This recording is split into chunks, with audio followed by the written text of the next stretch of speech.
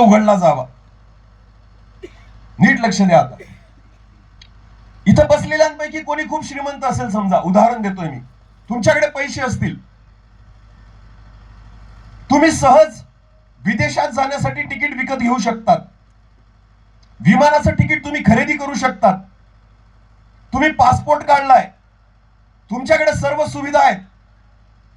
पण तुम्हाला माहितीये, सगळं काही असून सुद्धा तुम्ही विदेशात सहज जाऊ शकत नाही. तर बाहेर देशात जाण्यासाठी व्हिसा काढावा लागतो. आणि व्हिसा जो असतो ना, तो देश परवानगी देतो. माझ्याकडे सगळं असेल, माझ्याकडे पैसा आहे, माझ्याकडे पासपोर्ट आहे, मी तिकीट पण विकत घेतलं, सगळ्या गोष्टी माझ्याकडे आहेत, म्हणजे माझी क्षमता आहे की मी तिथपर्यंत जावं. पण तरी तो देश मला घुसू देत नाही जोपर्यंत त्याची इच्छा नाही की मी यावं. म्हणजे तो सर्वस्वी अधिकार त्या देशाचा आहे. आणि जेव्हा व्हिसा आपण अप्लाय करतो ना, तर व्हिसा तो देश देत असतो आपल्याला. जोपर्यंत त्या देशाने आपल्याला परवानगी दिली नाही, आपण त्या देशामध्ये पाय ठेवू शकत नाही. विचार करा, पृथ्वीवर या जगामध्ये एका देशातून दुसऱ्या देशात जाण्यासाठी आपल्या इच्छेप्रमाणे आपण जाऊ शकत नाही, तर ह्या पृथ्वीवरून स्वर्गात जाण्यासाठी आपली इच्छा कशी चालेल? वाटतं तर प्रत्येकाला ना की मी स्वर्गात जावं. आज कोणाला जर मी विचारलं ना, किती लोकांची इच्छा आहे मी नरकात जावं? हा, अरे बोला ना, कोणीतरी आहे का? हॅलो, नाही ना. आपे जाय ना है ना. मी आजपर्यंत जगामध्ये एकही फोटो असा पाहिला नाही नरकवासी नावाचा. मेल्यानंतर कोणता नरकवासी? सगळे फोटांवर काय लिहिलेलं असतं? स्वर्गवासी. पिऊन मेला तरी, चोऱ्या माऱ्या करून मेला तरी, 2 नंबरचे कमवून मेला तरी, लबाड्या करून मेला तरी. का बरं असं? का बरं असं? तुम्ही लिहू शकता, तो अडचण नाहीये. पण काय वाटतं तुम्हाला, घेणारा घेईल का? नाही. तिथला व्हिसा द्यायचा का नाही हे पूर्ण त्याच्यावर डिपेंड आहे. तो म्हणतो काय करा? पश्चाताप करा. बोला काय करा? ऍप्लिकेशनच मान्य होत नाही जोपर्यंत पश्चाताप होत नाही. जोपर्यंत मी माझ्या जीवनाची सुरुवात पश्चातापाने करत नाही, तोपर्यंत स्वर्गाचं दारच माझ्यासाठी उघडलं जात नाही. म्हणून योहानाने पश्चातापाचा बाप्तिस्मा दिला. म्हणून प्रभू येशू ख्रिस्ताने बाप्तिस्म्याने सुरुवात केली सेवेची. पश्चाताप हा माझ्यासाठी स्वर्गाचं दार उघडतो. आणि म्हणून मला पश्चातापाची गरज आहे. लक्षात घ्या. बायबल मधून एक उदाहरण आज आपण पाहू. एक वचन काढा बरं. लूक शुवर्तमान याचा 16वा अध्याय. लूक शुवर्तमान याचा 16वा अध्याय आणि वचन 19 पासून पुढे आपण वाचणार आहोत. आपण अनेकांनी हे वचन अनेकदा वाचलेलं ऐकलंय, पण तरी सुद्धा बघू आपण परमेश्वर आपल्याशी काय बोलतो. लूक याचा 16वा अध्याय आणि वचन 19 पासून पुढे. कोणी एक श्रीमंत मनुष्य होता.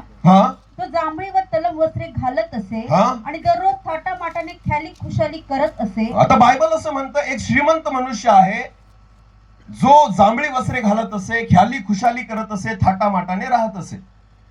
आता मला एक सांगा, चांगले कपडे घालणं, ख्याली खुशाली करणं, चांगलं अन्न खाणं पाप आहे का? बोला, मोठ्याने बोला. ख्याली खुशाली करणं, चांगले कपडे घालणं, थाटा माटाने राहणं पाप आहे का? मोठ्याने नाही. आता पुढे वाचू आपण. या व्यक्तीबद्दल नीट लक्ष द्या. बायबल असं म्हणतं, एक श्रीमंत मनुष्य होता, तो जांभळी वस्त्र घालत असे, तो थाटामाटाने राहत असे आणि तो ख्याली खुशाली करत असे. पुढे वाचा. त्याच्या दरवाजाजवळ फोडांनी भरलेला लाजर नावाचा एक दरिद्री माणूस टाकण्यात आला होता. त्या श्रीमंताच्या मेजावरून खाली पडेल त्यावर आपले पोट भरावे अशी त्याची इच्छा असे. शिवाय कुत्री येऊन त्याचे पोट चाटत असत. त्याच श्रीमंताच्या दारात एक लाजर नावाचा दरिद्री व्यक्ती पडलेला होता. बायबल असं म्हणतं की श्रीमंताच्या टेबलावरून खाली काही पडेल ते उष्ट खाऊन पोट भरावं अशी त्याची इच्छा असे. कुत्रे येऊन त्याचे पोट चाटायचे. ही लाजराची अवस्था होती. आता नीट लक्ष द्या. पुढे काय झालं ते वाचा. पुढे असे झाले की तो दरिद्री माणूस मेला. दरिद्री माणूस मेला आणि देवदूतांनी त्याला अब्राहमाच्या उराशी नेऊन ठेवले. देवदूतांनी त्याला उचललं आणि अब्राहमाच्या उराशी नेऊन ठेवलं. याचा अर्थ तो गेला सुखलोकात. बोला, कुठे गेला? सुखलोकात. स्वर्गाचं दार उघडलं गेलं. दरिद्री व्यक्तीसाठी. आणि तो अब्रामाच्या उराशी गेला. पुढे श्रीमंतही मेला व त्याची उत्तर क्रिया करण्यात आली. त्याची उत्तर क्रिया पण करण्यात आली. तो अधोलोकात यातना भोगत तो असताना अधोलोकात यातना भोगत होता. मला एक सांगा, श्रीमंताबद्दल बायबल मध्ये लिहिलंय का त्याने व्यभिचार केला? त्यांनी लिहिलंय का तिथं की त्यांनी खून केला, चोरी केली? काहीच नाही लिहिलंय. पण त्याची सुरुवात काय? त्याने ख्याली खुशाली केली, थाटामाटाने राहिला, जांभळी वस्त्र घालत होता. मग काय, चांगले कपडे घालणे, थाटामाटाने राहणे आणि ख्याली खुशाली करणे हे पाप आहे का? मग हा का नरकात गेला? अडचण ती नाही आहे, लक्षात घ्या. तुम्ही चांगले कपडे घाला, तुम्ही ख्याली खुशाली करा, तुम्ही थाटामाटाने राहा, पण जर तुमच्या समोर एक दरिद्री पडलेला आहे ना, जर त्याची तुम्हाला दया येत नाही, तर लक्षात घ्या तुम्ही पापात आहात. तुम्ही पापात आहात. कारण जर माझ्याकडे सर्वस्व आहे पण तरी सुद्धा मला समोरच्या व्यक्तीची दया येत नाहीये, तर लक्षात घ्या परमेश्वराने ते पाप मोजलेलं आहे त्याच्या बाबतीमध्ये. आणि बायबल असं म्हणतो तो नरकात यातना भोगत होता. हे परमेश्वराचं वचन सांगतं. आता ज्यावेळेस तो नरकामध्ये गेला आणि दरिद्री लाजर जेव्हा स्वर्गामध्ये गेला, सुखलोकामध्ये गेला, पुढे काय घडलं ते वाचा. तेव्हा त्याने हाक मारून म्हटलं, तो अधोलोकात यातना भोगत असताना त्याने आपली दृष्टी वर करून जेव्हा श्रीमंत माणसाने वर दृष्टी करून पाहिलं अब्रामाकडे, व त्याच्या उराशी बसलेला लाजर सुखलोकामध्ये लाजर बसलेला आहे त्याने पाहिलं, तेव्हा त्याने हाक मारून म्हटले, तेव्हा त्याने अब्रामाला हाक मारली आणि म्हटलं, हे बापा अब्राहमा, हे बापा अब्राहमा, माझ्यावर दया करून माझ्यावर दया कर, लाजराला पाठव. लाजराला पाठव. कोणाला पाठव? लाजराला पाठव. यासाठी की त्याने आपल्या बोटाचे टोक पाण्यात बुडून माझी जीभ थंड करावी. आता ह्या वचनाकडे नीट लक्ष द्या.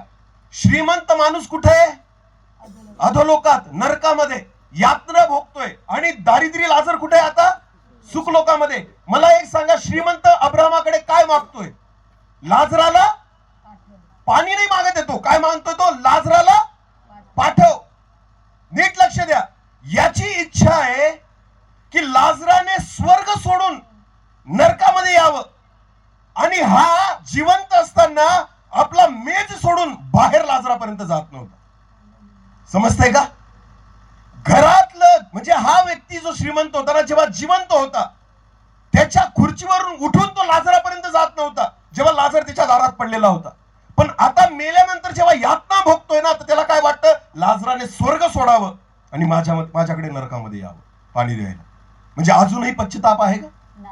बोला, अजूनही पश्चाताप आहे का?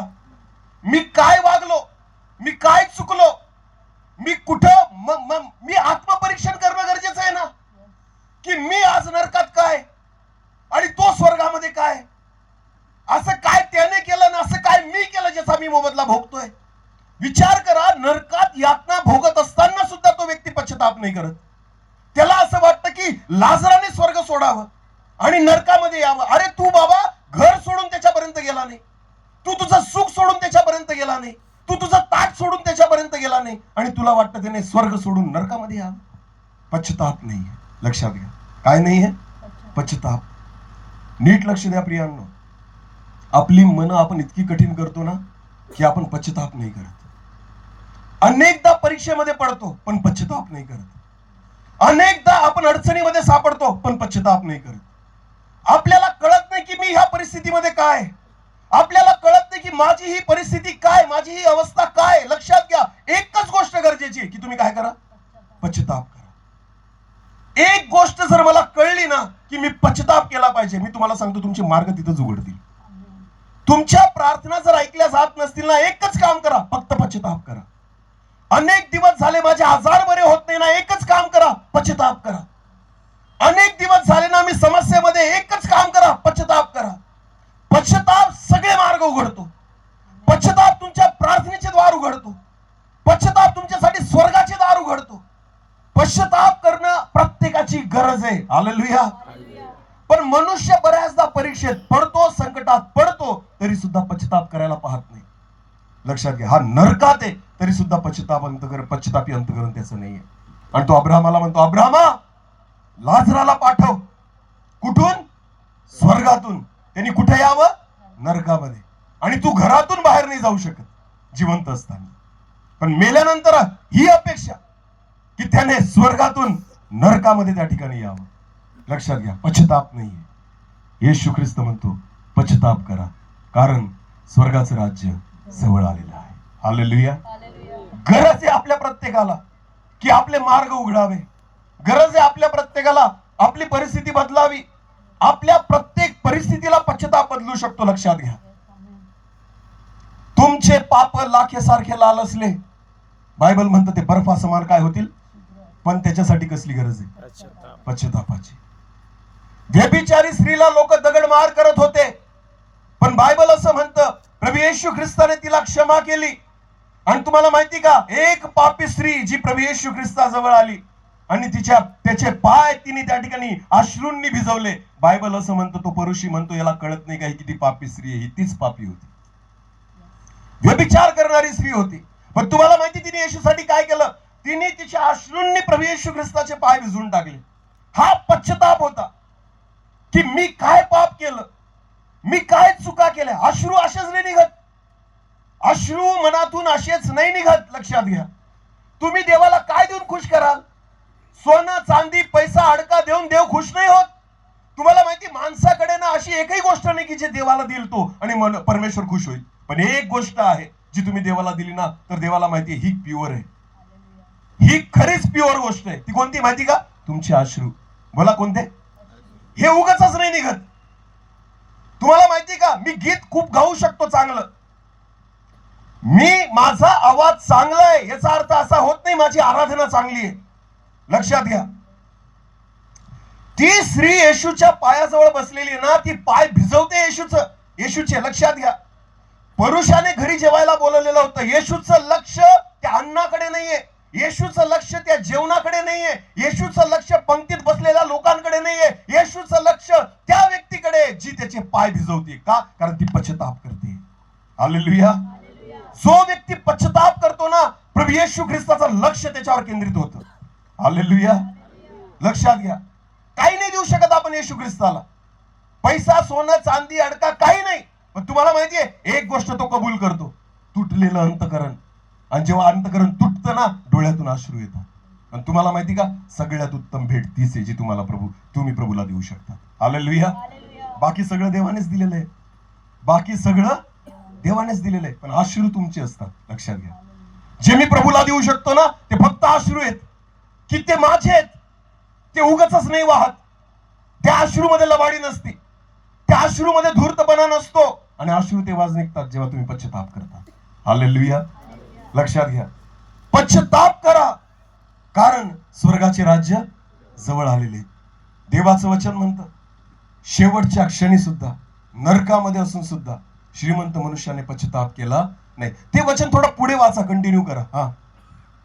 तेव्हा त्याने हाक मारून म्हटले, हे बापा अब्राहमा, माझ्यावर दया करून लाजराला पाठव, यासाठी की त्याने आपल्या बोटाचे टोक पाण्यात बुडून माझी जीभ थंड करावी, कारण ह्या जाळात मी क्लेश भोगत आहे. बरोबर. अब्राहम म्हणाला, मुला तू आपल्या आयुष्यात आपले सुख भरून पावलास, तसा लाजर आपले दुःख भरून पावला, याची आठवण कर. आता याला येथे समाधान मिळत आहे व तू क्लेश भोगत आहेस. एवढेच नव्हे तर जे इकडून तुमच्याकडे पार जाऊ पाहतात त्यांना जाता येऊ नये म्हणून, व तिकडून कोणी आमच्याकडे येऊ नये म्हणून आमच्या व तुमच्यामध्ये मोठी दरी स्थापलेली आहे. अब्राहम म्हणतो नाही शक्य ना, लाजर तिथे येऊ शकतो ना तू इकडे येऊ शकतो. आता पुढे काय म्हटलं ते वाचा. मग तो म्हणाला, तर बापा मी विनंती करतो त्याला माझ्या बापाच्या घरी पाठव. आता इथे नीट लक्ष द्या, तो काय म्हणतो, लाजराला इथं नाही पाठवू शकत ना, आता त्याला कुठं पाठव, बोला कुठं पाठव, माझ्या बापाच्या घरी पाठव. पाठवच पण त्याला कुठंतरी ना, त्याला पाठव, त्याच्याशिवाय काम होणार नाही. लक्षात घ्या, माझ्याकडे नाही पाठवत तर माझ्या बापाच्या घरी पाठव. श्रीमंत तोरा अजून गेला नाही, श्रीमंतीचा तोरा अजून गेला नाही. ते म्हणतात ना हिंदीमध्ये, रस्सी जल गई पलबल नाही गया ना, दोरी जळाली पण तिचा जो बळ असतो ना तो नाही गेला. ही त्याची परिस्थिती होती. अजूनही लाजराला म्हणतो इथं नाही पाठवत ना, माझ्या घरी पाठव. आणि कशासाठी पाठव, वाचा पुढं. कारण मला 5 भाऊ आहेत, त्यांनी तरी ह्या यातनेच्या स्थळी येऊ नये म्हणून, त्याला कळतंय की त्यांनी इथं येऊ नये म्हणून त्याने त्यांना इकडची साक्ष द्यावी. हा पण अब्रामाने त्याला म्हटले, हा त्यांच्याजवळ मोशे व संदेष्टे आहेत. म्हणजे भाऊ पण कसे आहेत? तसेच जसा हा आहे ना. भाऊ पण सेम आहेत ना, याचा अर्थ त्याला माहिती आहे. जे मी केलं ना तेच भाऊ करतात, ते पण सेम सारखेच आहेत. म्हणून तो म्हणतो किमान तिथं तरी पाठव. पण अब्राहम त्याला काय उत्तर देतो? त्यांच्याजवळ मोशे व संदेष्टे आहेत. अब्राहम म्हणतो बाबा ते शक्य नाही, त्यांच्याजवळ मोशे आणि संदेष्टे आहेत, त्यांचे त्यांनी ऐकावे. त्यांचे त्यांनी ऐकावे. नीट लक्ष द्या, पश्चाताप करण्यासाठी तुम्हाला देवाच्या दासांचं ऐकणं गरजेचं आहे. हालेलुया. हालेलुया. दुसरी कोणतीच गोष्ट नाहीये पश्चाताप. लक्षात घ्या, स्वर्गात गेल्यानंतर नरकात गेल्यानंतर पश्चातापाची संधी नाही. नाहीये. तुम्हाला जिवंतपणीच संदेशांचं ऐकणं गरजेचं आहे. हालेलुया. एवढ्या जेवढ्या मीटिंग होत आहेत ना प्रियांनो, लक्षात घ्या, प्रत्येक मीटिंगचा हिशोब परमेश्वर तुमच्याकडून घेईल.